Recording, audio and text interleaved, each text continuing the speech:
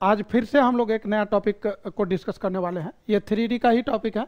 जैसा कि आप इससे पहले देखे थे 3D में डायरेक्शन कोसाइन, डायरेक्शन रेशियो, ये हम लोगों ने देख चुका है। और नेक्स्ट टॉपिक जो था equation of a straight line, उसमें अलग अलग फॉर्म था, passing through a point, passing through 2 point. और 3D में जो लाइन का इक्वेशन होता था तो वो वेक्टर इक्वेशन एंड कार्टेशियन। जब भी कोई कंडीशन दिया होता था तो वहाँ दो फॉर्म आ जाता है, वेक्टर एंड कार्टेशियन। अब क्या दिया हुआ है यहाँ जो हम लोग को डिस्कस करना है वो है एंगल बिटवीन टू लाइन। दो लाइन के बीच का एंगल कैसे निकाला जाए। इससे पहले ये टॉपिक आप ऑलरेडी 11th में पढ़े हुए हैं। 11th से बार बार इसलिए बोल रहे हैं कि चूंकि स्ट्रेट लाइन है और ये स्ट्रेट लाइन मतलब 11th में भी था। वहाँ और यहाँ में क्या डिफरेंस है ये हम मतलब आपको बता रहे हैं। वहाँ जो टॉपिक था तो वहाँ स्ट्रेट लाइन का इक्वेशन निकालने के लिए स्लोप की ज़रूरत पड़ती थी। और जाहिर सी बात है दो लाइन के बीच का एंगल जो कैलकुलेट होगा तो स्लोप के हेल्प से निकलता था। वहाँ पर एंगल बिटवीन टू लाइन कुछ इस तरीके से होता था, जैसे ये दो लाइन है L1 and this is L2 और इस दोनों के बीच का एंगल सपोज थीटा है। और थीटा यदि आपसे पूछे तो क्या होता था, याद करिए क्या होता था, नहीं याद है तो कोई बात नहीं है। ये M1, दिस इज M1 और इसका स्लोप मान लेते हैं M2। तो टेन थीटा होता था, टेन थीटा होता था टेन थीटा, यहाँ पर मैंने टेन थीटा होता था M2 minus M1 upon 1 plus M1 M2 और इसका मॉड थीटा, जहाँ पर हमने मान लिया कि लेट दिस इज एक्यूट। यदि एक्यूट एंगल निकल जाएगा तो फिर ये पाई माइनस थीटा 90 में से माइनस कर दीजिए, ये आ जाएगा। तो ये तरीका था वहाँ एंगल निकालने का। वहाँ पर लाइन का स्लोप दिया रहता था, यदि स्लोप नहीं दिया है तो लाइन का इक्वेशन दिया रहता था और लाइन के इक्वेशन से हम लोग स्लोप कैलकुलेट करके फिर ये फार्मूला लगाते थे। फिर वहाँ पर कंडीशन आता था कि लाइन यदि परपेंडिकुलर हो तो क्या हो, पैरेलल हो तो क्या हो। तो यदि लाइन पैरेलल होता था, यहाँ का केसेज बनता था कि यदि दो लाइन पैरेलल हो L1 एंड L2 तो वहाँ पर कंडीशन था कि M1 इक्वल टू M2, दोनों का स्लोप इक्वल होगा। यदि दो लाइन पैरेलल हो जाए तो दोनों का स्लोप इक्वल होगा, या नहीं तो यदि दोनों का स्लोप इक्वल है तो लाइन पैरेलल होगा। दूसरा एक बहुत ही इंपॉर्टेंट कंडीशन वहाँ होता था परपेंडिकुलर लाइन के लिए। Suppose this is line L1 and this is L2 और इसका स्लोप M1 है, इसका स्लोप M2 है। तो परपेंडिकुलर लाइन के केस में स्लोप का प्रोडक्ट जो होता था -1 होता था। और ये बहुत ही इंपॉर्टेंट बात थी, मतलब बहुत सारे टॉपिक इससे रिलेटेड था, भूल जाता है लोग बार बार। ये चीज़ हम लोगों ने 2D में देखा था और ऐसा मतलब कोई चीज़ पढ़ रहे हैं तो कुछ हम लोग जानते हैं तो उसे रिलेट कर पाएंगे तो वो बेहतर रहेगा। वहाँ क्या था, यहाँ क्या था, यहाँ क्या डिफरेंस आ रहा है। यहाँ भी हमारे पास कंडीशन होगा। यहाँ जो स्ट्रेट लाइन 3D में होगा तो यहाँ देखेंगे कि पैरेलल होने का क्या लॉजिक है और जब परपेंडिकुलर होगा तो क्या कॉन्सेप्ट है। तो चूंकि यहाँ पर स्लोप का कॉन्सेप्ट है नहीं, कुछ और कॉन्सेप्ट यूज होगा। तो आइए हम लोग देखते हैं कि इसको कैसे समझा जाए। तो सबसे पहले एंगल बिटवीन टू लाइन निकालेंगे। अब ये टॉपिक हम लोग पढ़ रहे हैं, इस टॉपिक ये जो मतलब एक्सरसाइज है स्ट्रेट लाइन इन स्पेस, तो इसमें क्या क्या पढ़ना था। तो ये दो टॉपिक जो कि ऑलरेडी देख चुके हैं और ये कॉन्सेप्ट हम आज डिस्कस करेंगे। फिर अगला ये फिर मतलब आगे जा करके प्रॉब्लम्स और एक्सरसाइज। तो अभी एंगल बिटवीन टू लाइन, इस एंगल बिटवीन टू लाइन में दो फॉर्म होगा, एक कार्टेशियन एंड वेक्टर।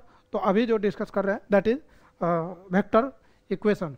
तो सपोज लेट कंसीडर, अभी जो हम बता रहे हैं that is vector form. Vector form में यदि कोई लाइन दिया हो तो हम क्या करेंगे। तो कंसीडर टू लाइन्स, एक लाइन L1 है हमारे पास। तो L1 है तो उसका इक्वेशन दिया रहेगा। Let say equation is R equal to A plus lambda B। चूँकि दो लाइन है तो इसको A1 B1 मैंने बोल दिया and this is next line. तो इसका इक्वेशन मैंने लिखा vector R is equal to, यहाँ पर इक्वेशन हो जाएगा सेकेंड लाइन का जो कि R equal to A plus, तो यहाँ पर A प्लस लेमडा B होता, लेकिन दो अलग अलग लाइन है तो यहाँ पर A2 एंड B2 मैंने कर दिया, दो लाइन हो गया। वेक्टर फॉर्म मैंने लिखा। ये लाइन क्या बता रहा है आपको पता होना चाहिए कि ये क्या है। ये लाइन का इक्वेशन है पासिंग थ्रू पॉइंट A, जिस पॉइंट से पास कर रहा है उसका पोजीशन वेक्टर A1 रहा होगा एंड जिस लाइन के जिसके पैरेलल रहा होगा, जिस वेक्टर के पैरेलल, तो वो B1। ये क्या है, this is the line L2। चलिए हम यहाँ पर फिगर भी बना देते हैं। This is the line L1 and let से दिस इज L2। दो लाइन है यहाँ पर, चलिए ये L1 है, दिस इज L2 है। इस L1 का मतलब क्या समझे, इस L1 का मतलब ये A1 प्लस लेमडा B1 का मतलब है कि ये पास कर रहा है पॉइंट ए से having position vector this A1 and this is parallel to, ये किसी वेक्टर के पैरेलल रहा होगा। तो यहाँ पर हम लिख देते हैं वेक्टर B, इसको बाद में यहाँ पर लिखेंगे। ये पास कर रहा है B जो जिसका पोजीशन वेक्टर A2 है। अब यहाँ पर देखिए L1 पैरेलल है वेक्टर B के B1 के और L2 पैरेलल है वेक्टर B2 के। This is parallel to vector B। अब हमसे बोल रहा है कि इस दोनों लाइन के बीच का जो एंगल है वो आप बताइए, ये एंगल क्या होगा, एंगल बिटवीन द लाइन। अब ये एंगल निकल जाएगा तो वो भी निकल जाएगा। अब समझिए ये एंगल होगा क्या, अभी लाइन के बीच का एंगल बोल रहा है, तो भाई लाइन के बीच का एंगल, लाइन पैरेलल है वेक्टर के, ये L1 B1 के L2 B2 के, तो ये जो एंगल थीटा है, जो एंगल थीटा L1 L2 के बीच होगा, सेम वही एंगल B1 एंड B2 के होगा। मतलब वेक्टर B1 और B2 के बीच का एंगल भी वही होगा जो अभी L1 L2 के इक्वल है। तो हम यहाँ पर लिख सकते हैं कि एंगल बिटवीन लाइन, यहाँ पर लिखेंगे कि angle between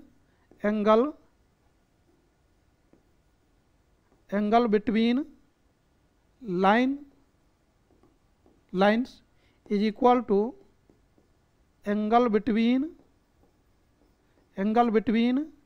B1 and B2, B1 vector and B2 vector, और इसको मैंने बोला है थीटा। अब समझिए दो वेक्टर के बीच का एंगल कैसे निकालते थे, तो वो तो हम लोग वेक्टर में ऑलरेडी पढ़ चुके थे। डॉट प्रोडक्ट का यूज करके आप बना सकते हैं, क्रॉस प्रोडक्ट भी यूज कर सकते हैं, but dot product is more convenient. तो हम यहाँ पर लिखने वाले हैं cos theta is equal to B1 dot B2 और डिवाइड कर दीजिए B1 के मैग्नीट्यूड से मल्टीप्लाइड बाय B2 का मैग्नीट्यूड, हो गया। This is the answer.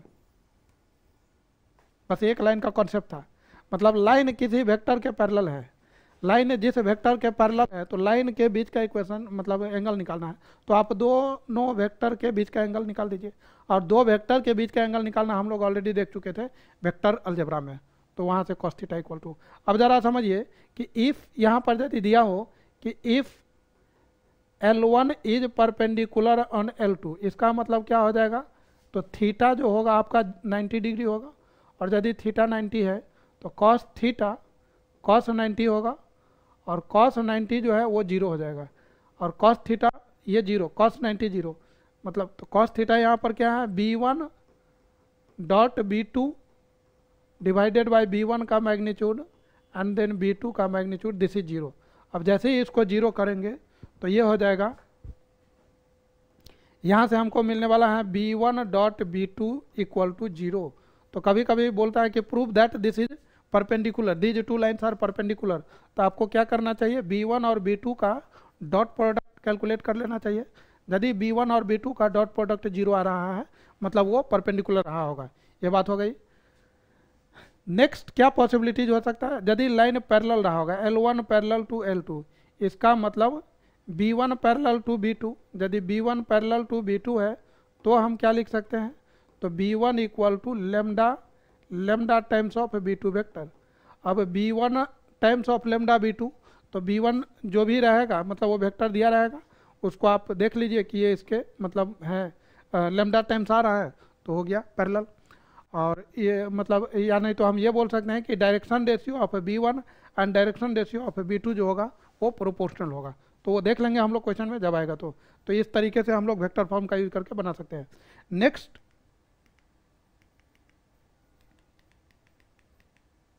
Next जरा समझिए, if this is in Cartesian form, यदि ये कार्टेशियन फॉर्म में होता तो हम लोग क्या कर सकते थे, तो इसी इंफॉर्मेशन को कार्टेशियन फॉर्म में ले जा रहे हैं। कार्टेशियन फॉर्म, यदि कार्टेशियन फॉर्म में सारे इंफॉर्मेशन होता है, इफ कंसीडर टू लाइन्स, दो लाइन हमने कंसीडर किया, एक L1 है, L1 का इक्वेशन क्या हो सकता है, x minus x1 upon A1, y minus y1 upon B1, z minus z1 upon C1, L2 x minus x2 by A2, this is y minus y2 upon B2 and z minus z2 upon C2। ये दो line हमारे पास दिया हुआ है, और आपको पता चलना चाहिए कि ये लाइन का इक्वेशन है, नहीं तो कुछ लोगों को पूछते हैं कि ये क्या चीज़ है तो बोलेगा पता नहीं चल रहा है। तो ये लाइन का इक्वेशन है, और किस लाइन का इक्वेशन है, तो उस लाइन का इक्वेशन है, यहाँ पर देख लीजिए ये एक लाइन का इक्वेशन है and this is another line. L1 क्या बोलना चाह रहा है, इस लाइन को देख करके आप क्या समझ सकते हैं कि this line is passing through point A having coordinate, मतलब किस पॉइंट से पास कर रहा है, तो x1 y1 z1 से। और ये लाइन किस से पास किया है, तो पॉइंट बी से जिसका कोऑर्डिनेट दिया हुआ है x2 y2 z2। ये L1 किसके जिसके पैरेलल था वहाँ वेक्टर दिया रहता था, यह डायरेक्शन रेशियो, तो इसका डायरेक्शन रेशियो हमको दिया हुआ है, क्या दिया हुआ है, A1 B1 C1, और इसका डायरेक्शन रेशियो हम लोग को दिया हुआ है, direction ratio A2 B2 C2 हो गया। और अब हमसे पूछा जा रहा है कि इस लाइन के बीच का एंगल बताइए। तो भाई फिर से वही कॉन्सेप्ट आ गया, यहाँ पर दो वेक्टर के बीच का मतलब हम लोग एंगल निकालेंगे। Angle between these two lines will be equal to angle between the vector, और वो वेक्टर क्या होगा, तो जिसके ये पैरेलल रहा होगा। तो डायरेक्शन रेशियो यहाँ पर दिया हुआ है, तो इससे पहले जो वेक्टर बी आता था ये कुछ ऐसे आता था B1, और इसके पैरेलल जो वेक्टर होता था वो होता था B2। तो यहाँ पर दोनों का डायरेक्शन रेशियो दिया हुआ है, मतलब B1 वेक्टर हो गया यहाँ पर आपको A1 B1 A1I plus B1J plus C1K, और B2 वेक्टर जो है that is A2I plus B2J plus C2K vector. अब आपसे पूछा जा रहा है cos थीटा, तो इस दोनों का डॉट प्रोडक्ट मतलब B1 dot B2 divided by B1 का मैग्नीट्यूड एंड B2 का मैग्नीट्यूड। भैया B1 डॉट B2 इसका डॉट प्रोडक्ट क्या होगा, A1 A2 B1 B2 plus C1 C2 upon B1 का मैग्नीट्यूड, तो क्या हो जाएगा A1 square plus B1 square plus C1 square under root again A2 square plus B2 square plus C2 square and this is cos theta हो गया। अब यदि इसी में बोला जाए कि ये परपेंडिकुलर है, इफ़ दिस इज परपेंडिकुलर मतलब L1 परपेंडिकुलर है L2 पर, तो थीटा 90 डिग्री होगा, cos थीटा 0 होगा, मतलब B1 डॉट B2 जो होना चाहिए आपको 0 होना चाहिए। तो B1 dot B2 B1 perpendicular B2 पर है, L1 परपेंडिकुलर है इस पर, तो इसका मतलब ये हुआ, और इसका मतलब ये है, तो हम यहाँ से बोल सकते हैं, यहाँ से हम ये बोल सकते हैं कि B1 डॉट B2 दोनों का डॉट प्रोडक्ट 0 होगा, और डॉट प्रोडक्ट 0 होने का मतलब हो गया A1 A2 plus A1 B1 C1 A1 A2 plus B1 B2 plus C1 C2 ये 0 हो गया। दूसरा यहाँ पर एक चीज़ और दिया हुआ है कि ये इसके पैरेलल है, L1 पैरेलल है L2 के, यदि L1 पैरेलल L2 के हैं तो B1 पैरेलल हो जाएगा, B1 वेक्टर पैरेलल हो जाएगा B2 के, और जैसा कि मैंने बताया कि यदि ये इसके पैरेलल है तो B1 equal to lambda times of B2, B1 equal to lambda times of B2 करेंगे तो B1 मतलब क्या, ये हो जाएगा आपको A1I plus A2J A1 B1, यहाँ पर हो जाएगा A1I B1J plus C1K equal to A2 lambda times, तो यहाँ पर लेमडा टाइम्स लगा देते हैं, लेमडा टाइम्स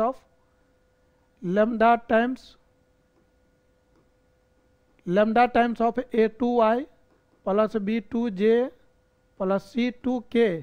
अब जरा आप इसको मतलब IJ का कोफिशिएंट इक्वल करेंगे तो A1 बराबर लेमडा A2, तो यहाँ से क्या आएगा A1 बाई A2 बराबर आ जाएगा लेमडा। सिमिलरली आपको क्या मिलेगा, B1 बाई B2 बराबर लेमडा, C1 बाई C2 भी आपको मिलने वाला है लेमडा। सो हम बोल सकते हैं A1 by A2 equal to B1 by B2 equal to C1 by C2। यदि दो लाइन पैरेलल हैं तो उसका जो डायरेक्शन रेशियो होगा उसका रेशियो इक्वल आना चाहिए। A1 B1 C1 जो है प्रोपोर्शनल होना चाहिए A2 B2 C2 के। तो इस तरीके से आप प्रूफ कर सकते हैं, मतलब क्वेश्चन आता है वहाँ पर क्वेश्चन ऐसे पूछा जाएगा prove that this line is parallel to this, तो कहेगा क्या करें, क्या करेंगे, ये यही कॉन्सेप्ट लगाएंगे, आप इसका रेशियो निकालिए, उसको इक्वल करिए, आ गया तो ठीक है। कहेगा ये prove that this is perpendicular, तो कहेगा बच्चा क्या करे, क्या करे, यही करना है। तो भाई आप टॉपिक समझेंगे नहीं और डायरेक्ट कहेंगे क्या करे, तो कैसे होगा। क्वेश्चन बनाने से पहले आपको उसका जो कॉन्सेप्ट है वो एक बार सॉफ्टवेयर में इंस्टॉल कर लेना है, फिर आप सॉफ्टवेयर को काम पे लगा दीजिए, करते रहेगा। तो ये बात है, तो यहाँ से ये बात निकली। चलिए यहाँ पर एक दो क्वेश्चन दिया हुआ है, इसको हम लोग ज़रा डील कर लेते हैं। Find the angle between the pair of line, बोल रहा है आप दो लाइन के बीच का एंगल बताइए।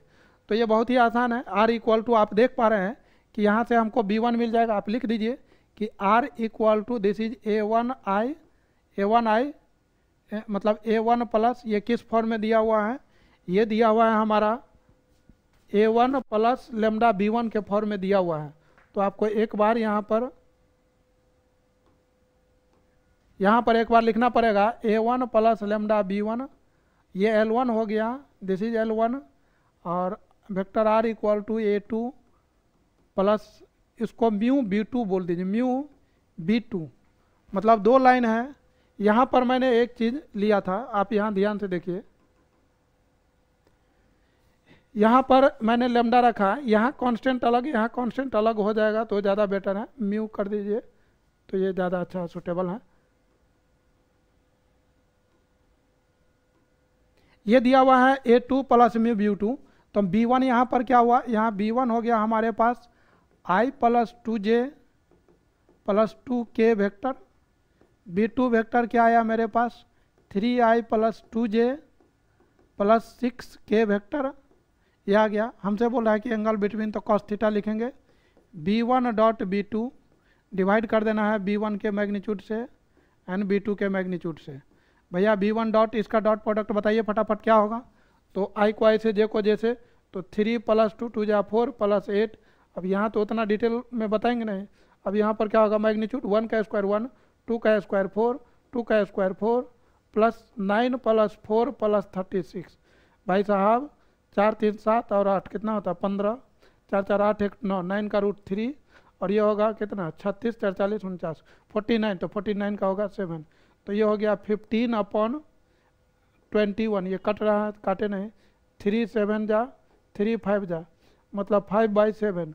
कहने का मतलब कॉस थीटा हमारे पास मिल गया 5/7। इसका वैल्यू कुछ जानते नहीं है कितने डिग्री या कितने रेडियन का है, तो यहाँ पर सीधा लिख लीजिए theta equal to cos inverse π/7। तो ये लिखने का तरीका है। So this is the way to find out angle between the vector. Find the angle between the line, इस दो लाइन के बीच का एंगल निकालना है। अब समझ लीजिए कि वो किस फॉर्म में दिया हुआ है। तो आपको डायरेक्शन रेशियो चाहिए x - x1 y - y1 z1 x2 y2 z2, तो हमको बस डायरेक्शन रेशियो चाहिए। तो आप समझिए direction ratio of L1, direction ratio of line L1, तो ये क्या हो गया भैया, तो ये हो गया A1 B1 C1। तो A1 B1 क्या हो गया 3, 5, 4। Direction ratio of line L2, ये हो गया आपको A2 B2 C2 हो गया, और यहाँ पर हो जाएगा आपको 1 1 2, डायरेक्शन रेशियो आ गया। अब लिखेंगे कॉस थीटा डायरेक्ट, वही फार्मूला जो था, क्या था A1 A2 B1 B2 and then C1 C2 आ गया, और नीचे में हो जाएगा भैया A1 square plus B1 square plus C1 square, then square root of A2 square plus B2 square plus C2 square.